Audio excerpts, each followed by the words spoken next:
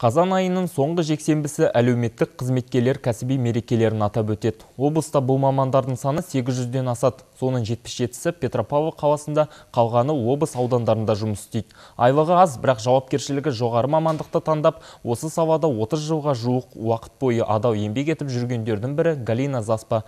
Әлеуметтік қызметкердің бір күнгі тынысы арна тілшісі Майгүл Сейілбектің бейнематериалында. Переживаю, тяжело переживаю, потом себя успокаиваю, что это твоя работа. Стараюсь, всякое бывает, есть и хорошее, есть и плохое. Галина Заспа өзі 18 жыл бойы қызмет көрсетіп, кейін соңғы сапарына шығарып салған қарияны еске алып, көзіне еріксіз жас алды. Маман бұл салада 30 жылдан бері жұмыс істейді. Қарамағыма алғандардың көпшілігіне бауыр басып, әке шешемдей көрем, дейді Галина Леонидовна. Әйел кішкентайынан өзге жандарға көмек көрсетуге дайын тұрады екен. Закончила я в Барках педагогический учитель.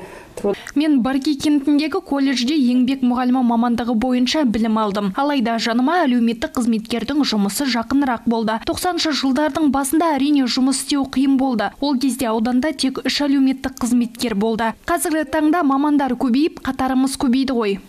Әлеуметтік қызметкердің сөзінше, бұл салада кез келген жан еңбектене алмайды. Білікті маман болу үшін адамның бойында мейірімділік, қайсарлық пен батылдық болу керек. Себебі қарт адамдармен тіл табысу, олардың көңілін алдау қиынның қиыны. Надо относиться по-человечески, я думаю.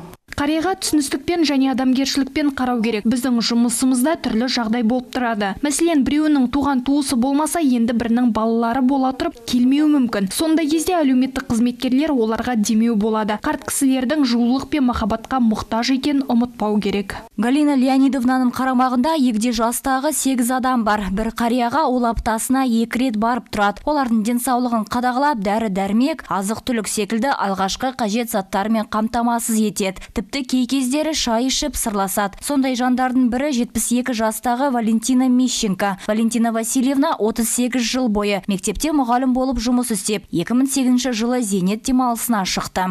Галина Леонидовна вообще...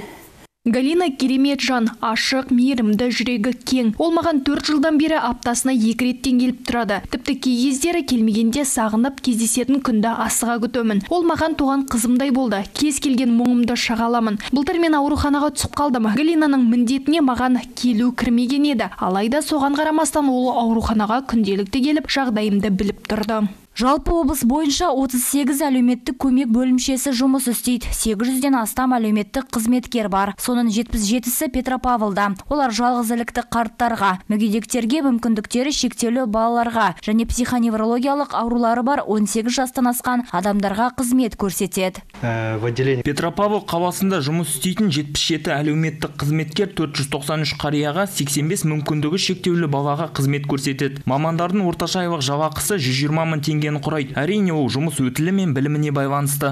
2021 жылдың 1 қаңтарынан әлеуметтік қызметкерлердің еңбек ақысы 30%-ға өсті. Келер жылы да 30%-ға көбеймек. Мұнымен қоса әр маманға 2 жылдан бері қосымша 35 мың теңге мөлшерінде жүктеме төленіп келеді. Майгүл Сейілбек, Рустам Тілеужанов, жаңалықтар қызметі.